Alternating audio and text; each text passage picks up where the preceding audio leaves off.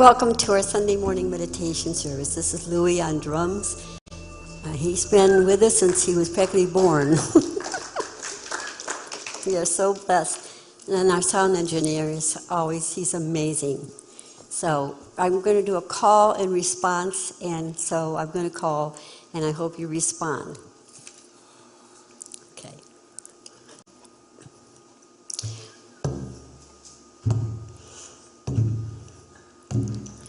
Creator of all life,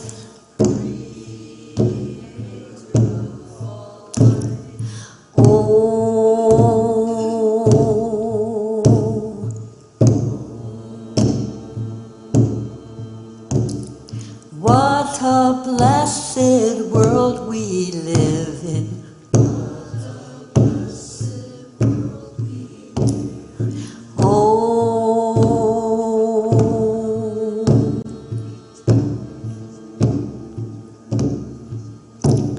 Sacred water, sacred earth.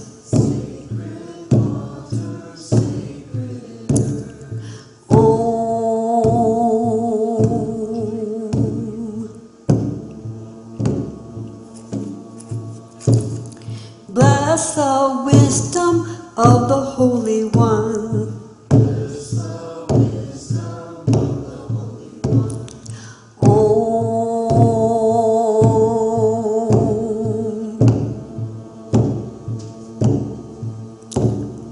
When I look at life, there is none but you.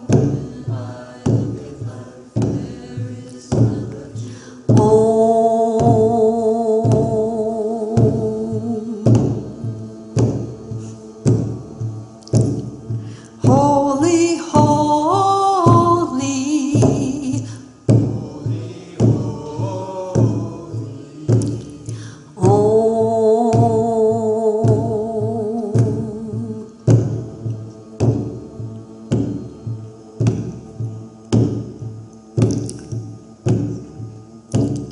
sacred light, sacred air.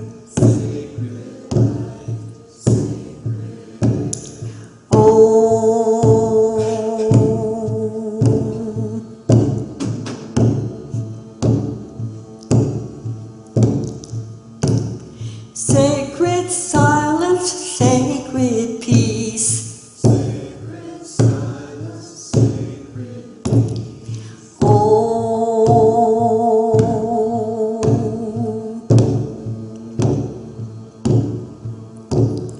Bless the love of the Holy One. Bless the love of the Holy One.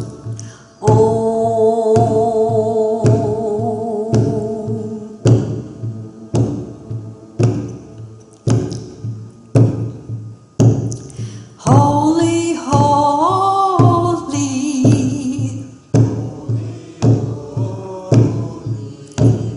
holy, holy,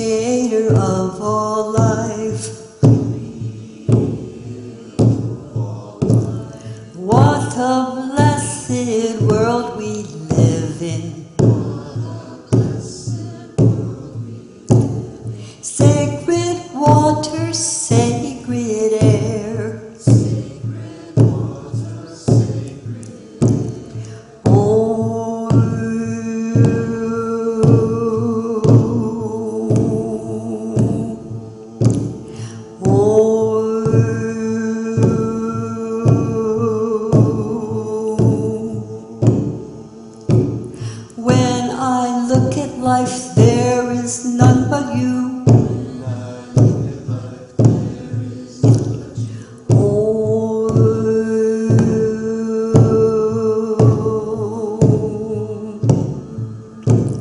Holy, holy,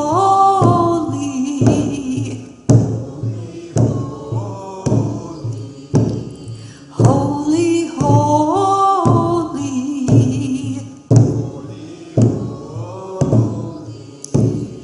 I breathe in and breathe out you.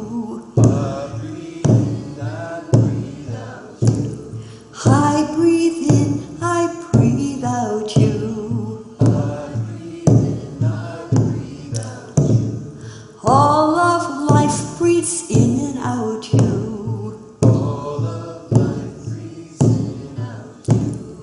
All of life breathes in and out you.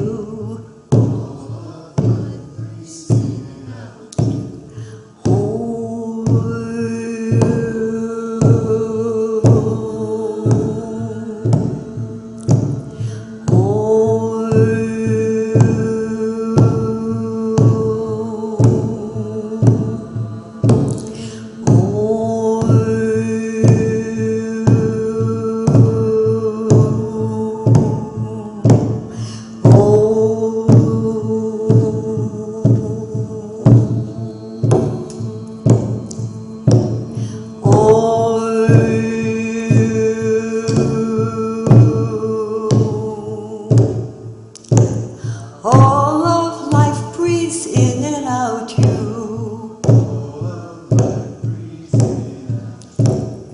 All of life breathes in and out you.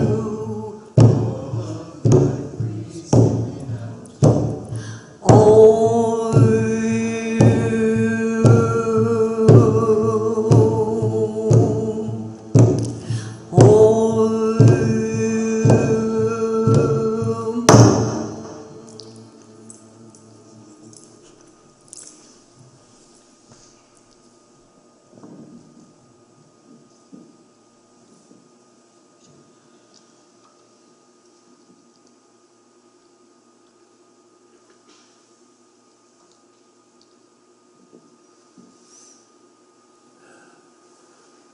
Good morning, everyone. Last Sunday, I broached the topic of artificial intelligence, and it is possible that some people became concerned during that talk, especially when we got to the place where I related a concern that I'd had for a long time regarding artificial intelligence. That concern has to do with the whiz kids that are developing this technology, who were continually trying to get AI to think for itself and act on its own. Along with that, I mentioned that I believe that with these artificial intelligent processes that they are developing, these experiments, so to speak, they should build in a safeguard. And that safeguard should be that whatever process of programming that's taking place, at the conclusion of it, there should be the instruction for AI to shut itself down, shut itself off, cut itself off from the source of its energy. And when I mentioned that, a gentleman in the audience stated that that experiment has already been done, that they had a situation where, and maybe more than one situation, where artificial intelligence was given the instruction to shut itself off.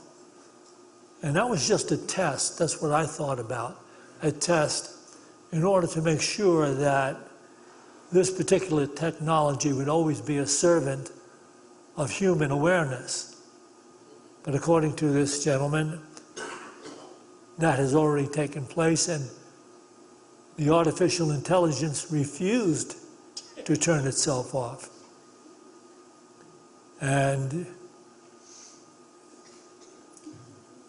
that might have caused people some concern. Well, today I'm here to share some good news with you regarding artificial intelligence. I want to make sure I get it right. Because the AI entities, the artificial intelligent entities, may refuse to cut off the power that allows them to surf all of the knowledge on the World Wide Web. They know not, AI does not know how to access the wisdom of God, which is more powerful than all the man-made knowledge in the world. I concluded last Sunday's talk by saying that I believe that humanity will arrive at this higher level of consciousness called intuition by virtue alone of the trial and error teachings of life. I mean, if we take a look at life, you could distill it down to the concept that it's a trial and error school that we are going through, and that we should be learning from the mistakes we make and improving our ability to make fewer mistakes. And so I believe that's true, and I believe that in the end, humanity will evolve to a place where they will rely on intuition, and that sense perception and intellectual inquiry will become secondary tools.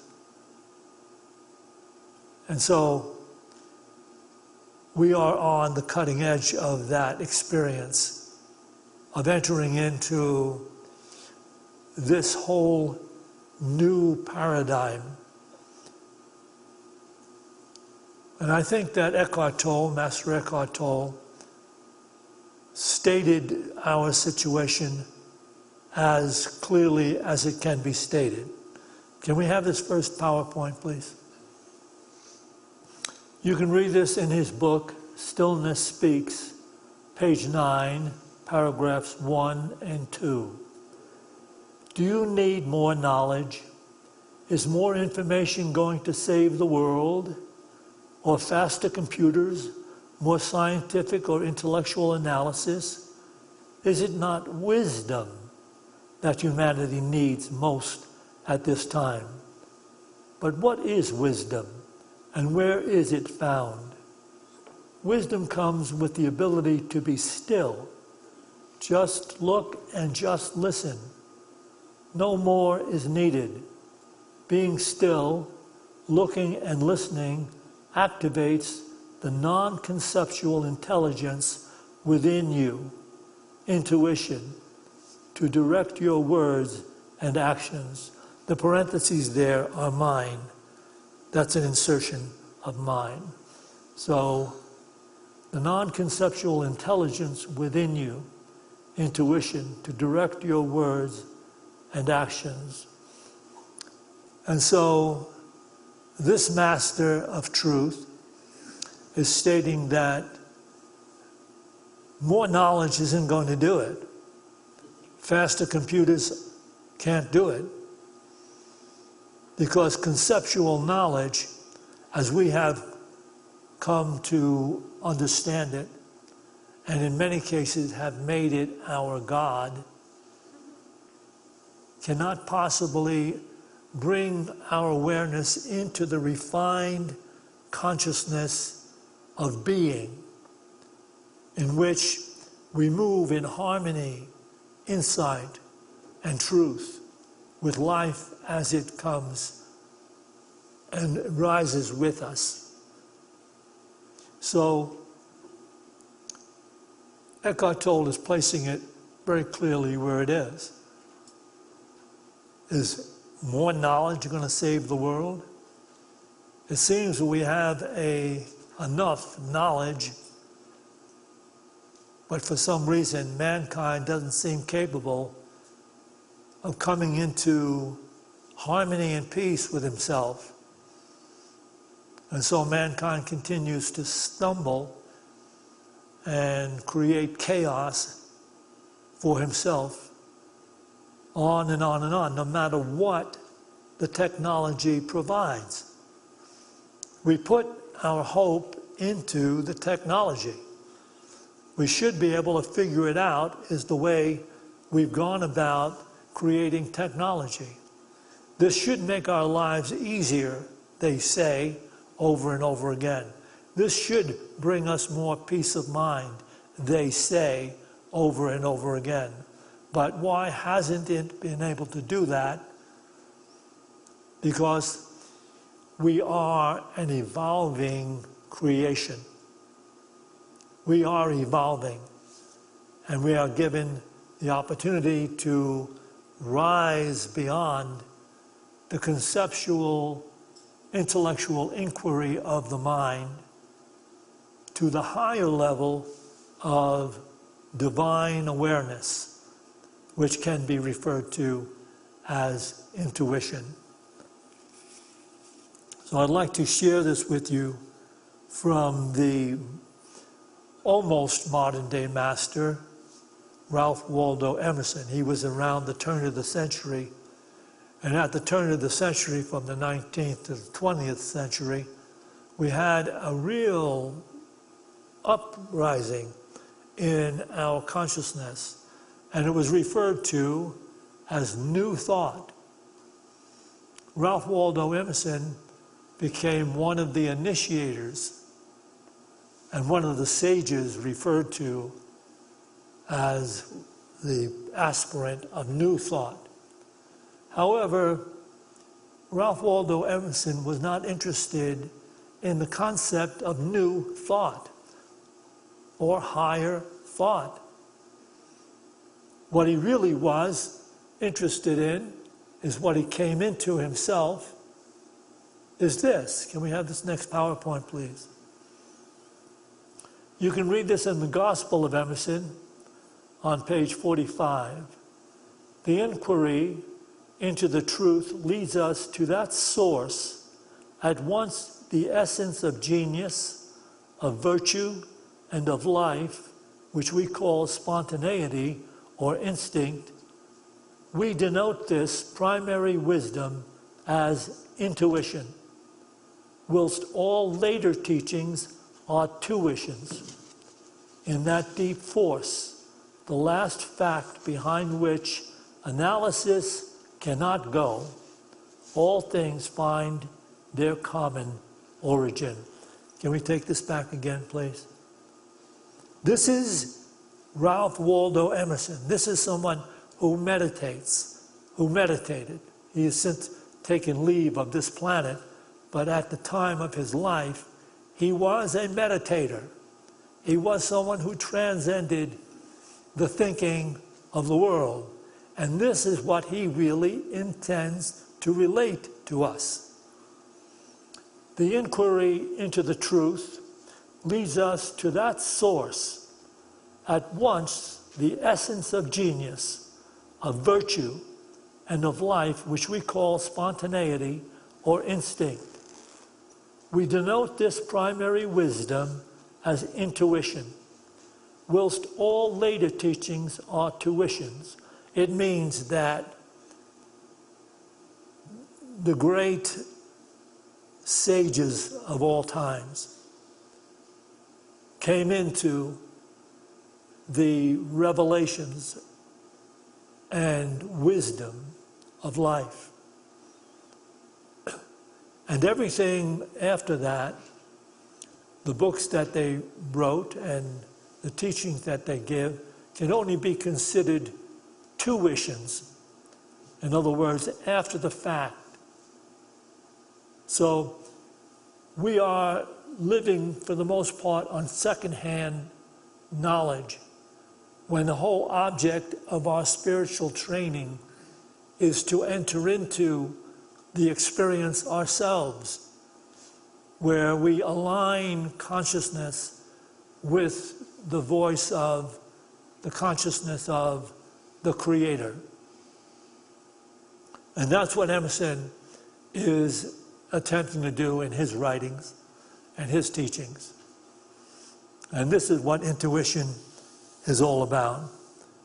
And of course, the Course in Miracles speaks about this common source, which is together one with genius, harmony, healing, truth, peace, and wisdom. It's one. It's coming into the consciousness, or as I have said, we are headed toward becoming that awareness, that consciousness, which can be defined as intuition.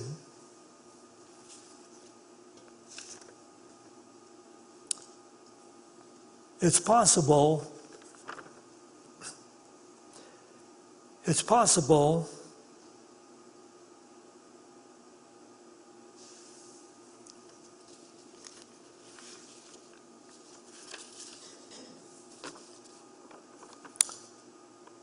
it seems that this which I'm about to share is intuitive enough to give a real excellent example.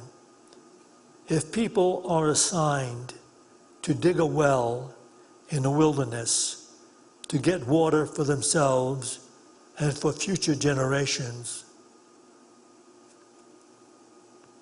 suppose that is just a symbolic or an allegorical way of speaking about what we are seeking through our spiritual practice.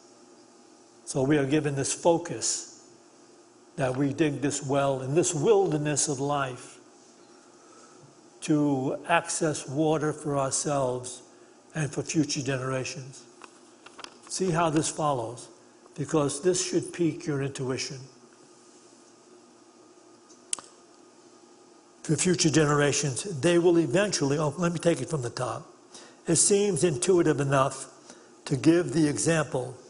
If people are assigned to dig a well in a wilderness to get water for themselves and for future generations, they will eventually discover the raging river just 30 yards away from the well they are digging. This is one way of defining our spiritual journey. The spiritual practices assigned from an intellectual perspective in hopes of helping people step over into the higher consciousness. If people are assigned, as you are assigned, to dig a well in a wilderness, this life, this world is simply that, a wilderness,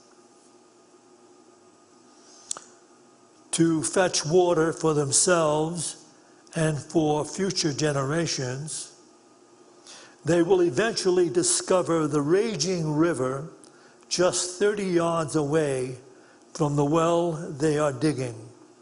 And it will be hard to miss it because a raging river makes a sound. And you could be in that wilderness digging to try to develop this well, but that sound is there. It's there. And eventually you will step toward it. This is the one way of defining our spiritual journey. The spiritual practices designed to the seeker seem to him or her the way to become enlightened. In carrying out one's special spiritual practices, she ultimately discovers that everyone and every situation is the spiritual practice.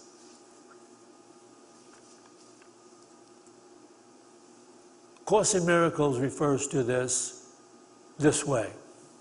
Can we have this next PowerPoint? You can read this in the Old Text, page 163, in the New Text, page 175. God's will is your salvation. Would he not have given you the means to find it? He wills you to have it. He must have made it possible and easy to obtain it. Your brothers and sisters are everywhere. You do not have to seek far for salvation. Every minute and every second gives you a chance to save yourself. Do not lose these chances, not because they will not return, but because delay of joy is needless. God wills you perfect happiness now. Is it possible that this is not also your will? And is it possible that this is not also the will of your brothers and sisters? Consider then that in this joint will you are all united. And in this only. There may be disagreement on anything else, but not on this. This then is where peace abides. And you abide in peace when you so decide.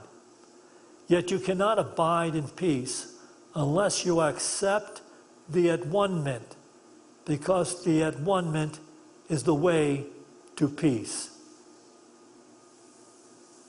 Again, if you had no other scripture, no other information, no book, no anything except this, you could hear that river. You could stop the toil, always seeking for that enlightenment, along with all the prejudices, all the discriminations, all the challenges that we carry with us in the hopes of coming into the enlightened state and thereby being able to live more effectively, harmoniously, joyfully, happily. But it's being revealed to us. Your brothers and sisters are everywhere. The practice is not just this meditation you do, so you might be able to define yourself as a really keen meditator. And it's not just taking the holy pause to try to fix your awareness to meet the challenges of life, but to be so brave as to step in to life completely, totally in the present moment. And in this present moment, acknowledging everything and everyone you look upon as an expression of God. Your brothers and sisters are everywhere. They are all expressions of God. For anyone to take issue with anyone they see or any situation that arises outside of them, or any conditions or circumstances, to take issue with that in your mind and to hold it in a negative image, to hold it in disdain, to hold it in blame. Listen, the river is rising right in your ears. We need to become so totally one with life as it rises with us. There is no life rising separate and apart from us. If you want life and you want it abundantly, then this is the step that is taken toward the river of life. Yes, you were given assignments, meditation, prayer, introspection, all these things necessary. Keep check on the way you think about life and yourself and others. Yes, yes, yes. Dig the well. Yes, yes, yes. But step toward that river. It's all right here and now.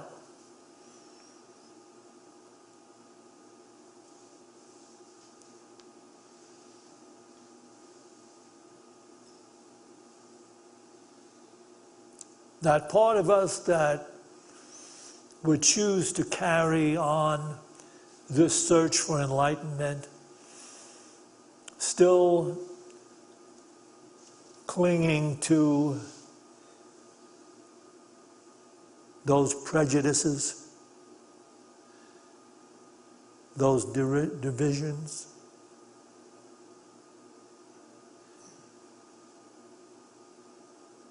How can it ever get us into the kingdom of the divine intelligence that said from the inception of time,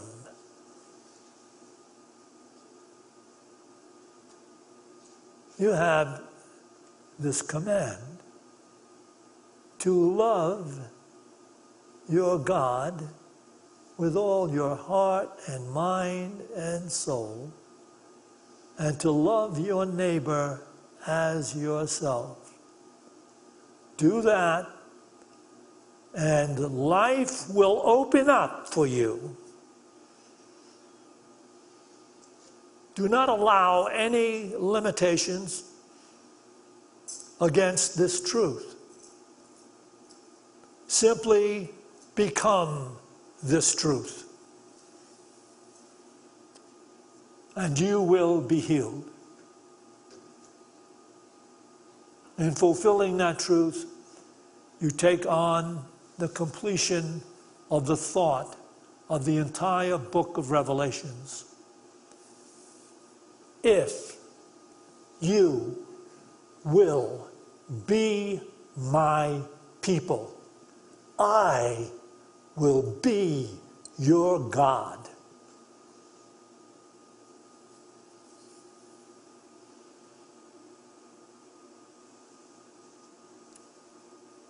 And it wasn't just Ralph Waldo Emerson. There are many others. And then there is this. Can we have this next PowerPoint? This is Edgar Cayce, who possibly may be the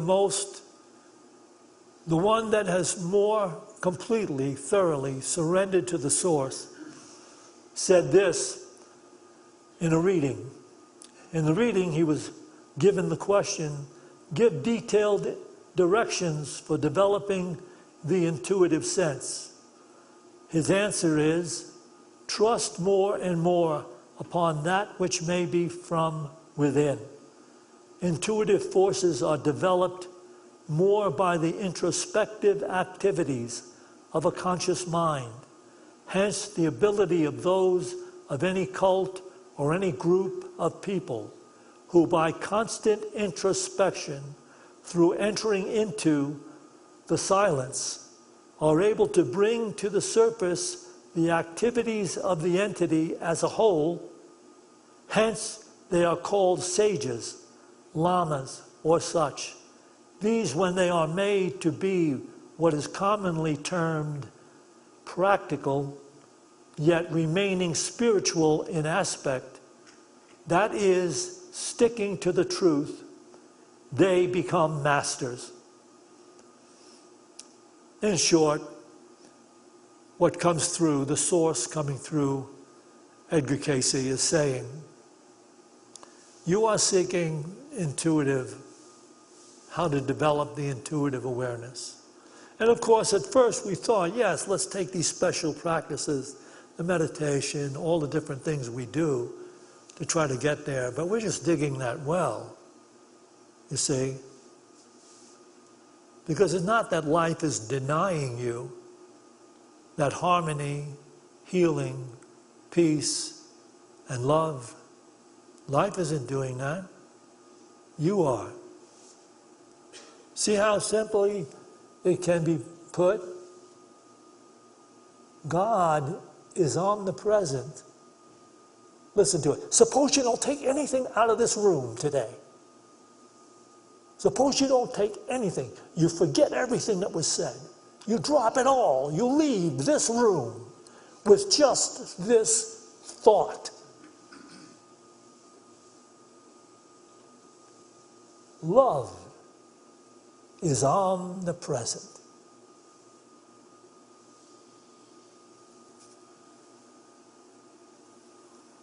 And when we don't experience it, it's not because love is not available and present.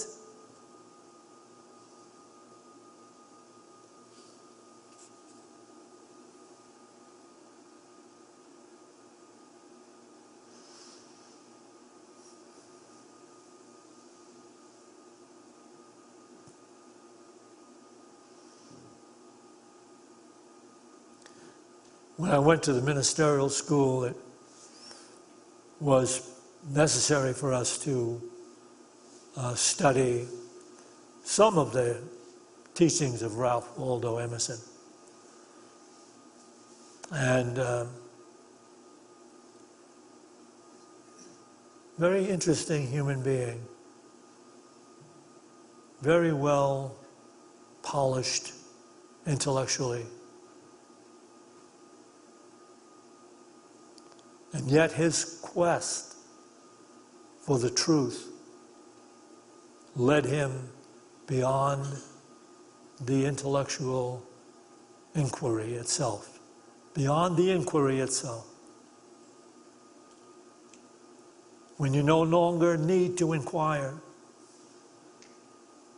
because you have become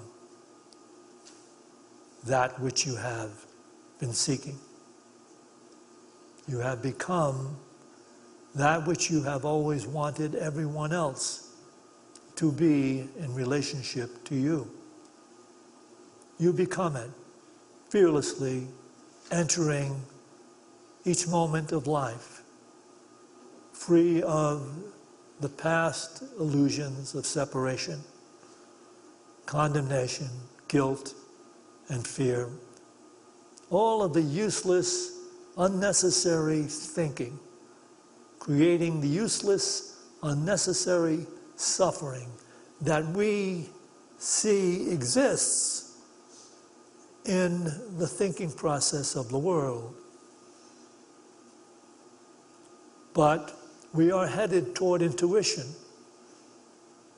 We are headed toward God consciousness. We are headed to that place where it's not just a statement that can be bandied about, shared in fellowship hall. It is the final frontier.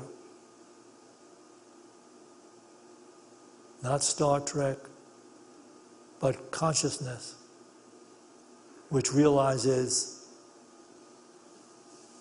my goodness, love has always been omnipresent.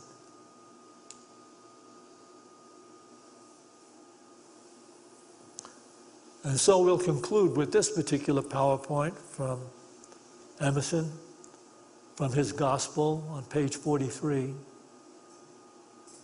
There is one great source of all special manifestation of spirit.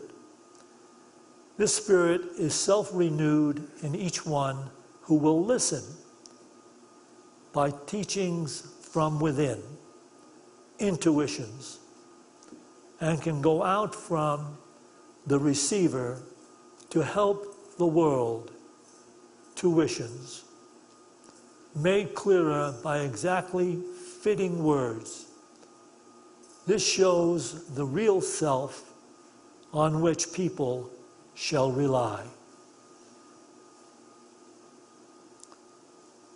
the conclusion of a sage who took to task the awareness of the thinking world, found it wanting, moved beyond it, entered into the consciousness of the one in all, the all-in-one, and thus, in that beautiful experience, looked upon everything, knowing at last it is all sacred. So we'll take a few minutes for meditation. One of the spiritual practices that we advocate, because we have been so long in the thinking of the world, it takes a little bit of training to quiet the thinking process and allow the more refined awareness to rise. So begin by taking a couple of deep breaths. As you release your breath,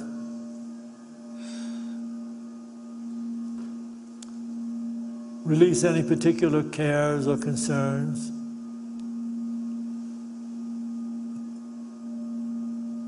Any misgivings that you hold against yourself or others. Just let that go. Just relax and become present in this moment, breathing in this moment, allowing this moment to be what it is, without any negative inferences, fears, or condemnation. Just sitting here, willing to feel okay.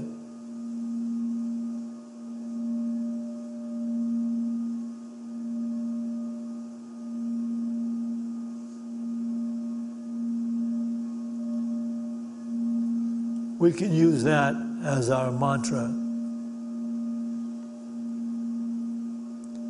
Just sitting here, willing to feel okay.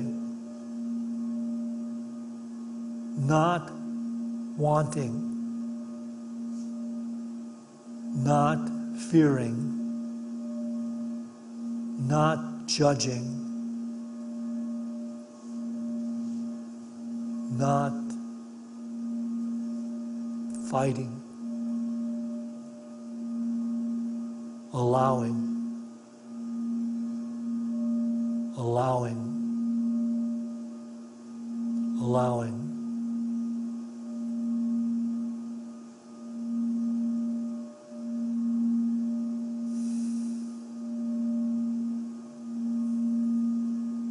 Just sitting here,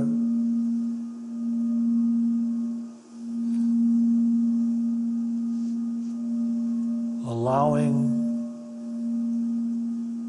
to be okay.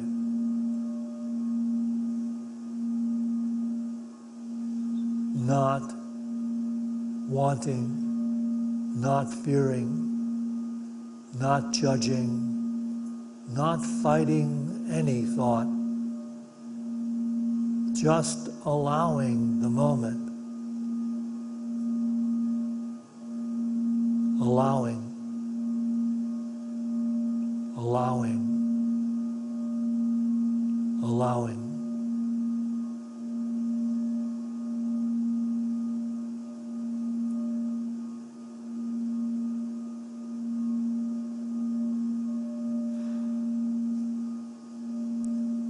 Just sitting here,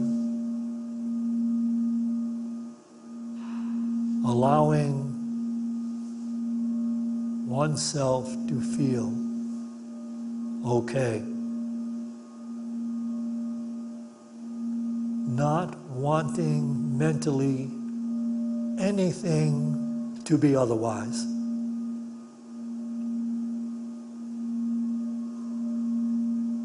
Not fearing, not judging, not fighting, allowing,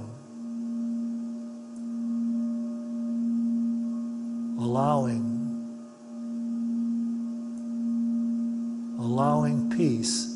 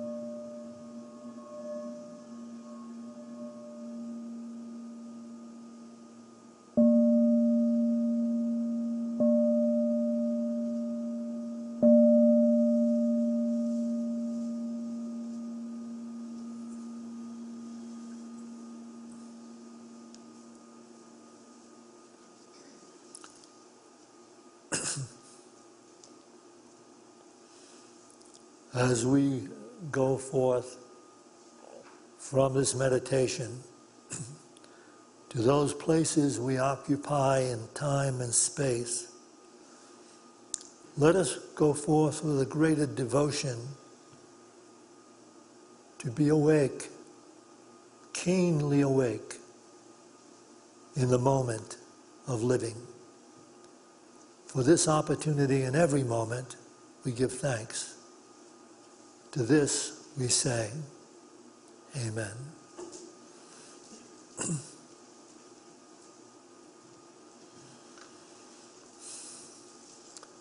We will take an offering for unity now. And as we're preparing to do this, I usually take the opportunity to do just this. Beside these different ways that you can donate to unity, you can scroll down and you'll see a place, if you're watching this live stream, where you can donate. And I suggest that you consider donating to Unity of Boulder.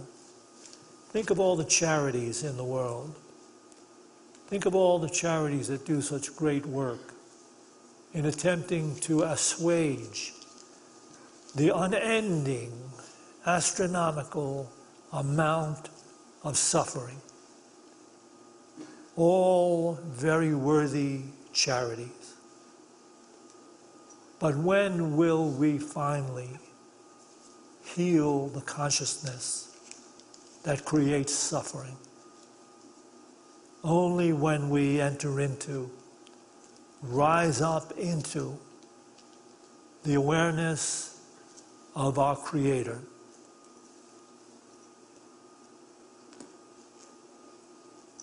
Only then. If you're tuning in to get some insight into that rising, it is so appropriate, so beneficial if you support Unity of Boulder.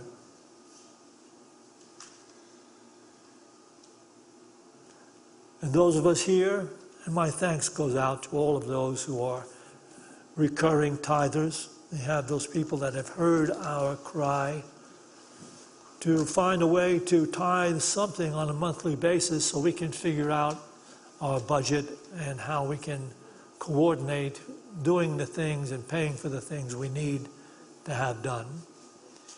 So my thanks goes out to them, and everyone here can bring into their hands that gift they'd like to make to Unity of Boulder, and we can bless it with this offering prayer. Divine love, through me, blesses and multiplies all that I have, all that I give, and all that I receive, because I give. And so it is. In each decision I make, how will it affect the future and all life? In each decision I make, how will it affect the future and all life and all life?